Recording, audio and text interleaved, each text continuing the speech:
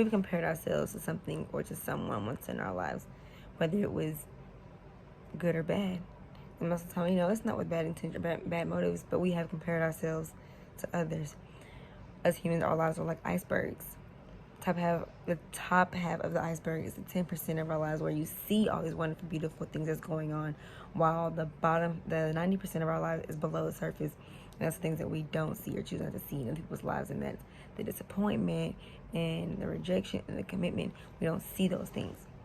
We compare ourselves to what's on the surface, and again, we fail to realize what's going on at the bottom half.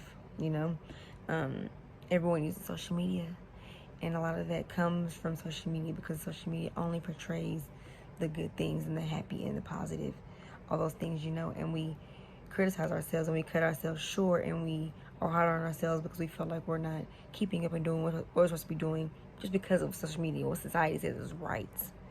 And we fall behind, and sometimes we forget the things that we do have by looking at things that we don't have, just because of trying to keep up what's going on in our phones.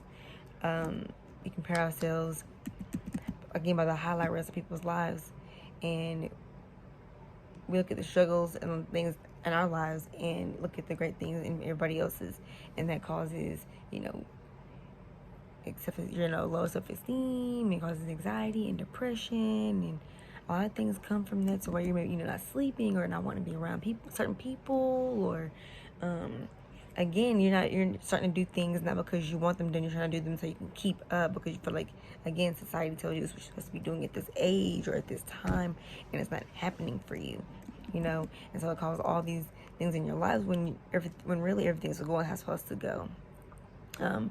To stop comparing yourself, you have to notice it. Notice your feelings. Don't ignore them. Notice them and acknowledge your feelings and what you have going on. Whatever's going on, you're comparing yourself with whatever you have going on social media. You notice that and you acknowledge it, and you redirect your focus. Put your focus and your energy on something else that you're trying to get done, that you want done. Hang with people that love you, encourage you, and motivate you to be the best you, and vice versa. You help each other and lift each other up to get where you're trying to be. At the end of the day, comparison is a thief of all joy. It brings you no peace and no happiness at all. Nobody does anything wrong. Everybody just does things differently. They have different paths and different ways of getting to where they want to go. Nobody's path is the same. We compare ourselves to all the exciting things, the engagements, vacations, all these wonderful things, and you feel like you're missing out. When you start noticing those things, it's time to change and redirect your focus on something else.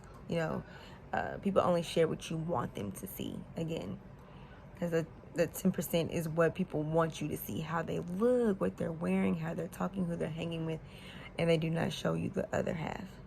Keep that in mind. Social media has killed reality, and it will always affect us.